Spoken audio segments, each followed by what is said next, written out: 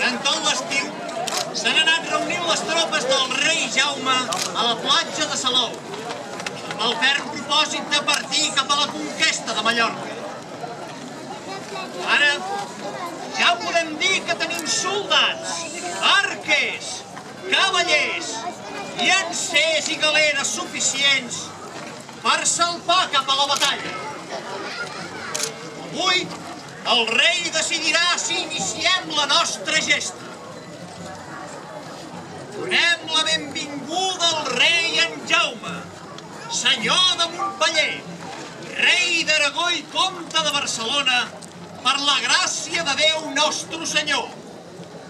Deixeu pas al rei en Jaume!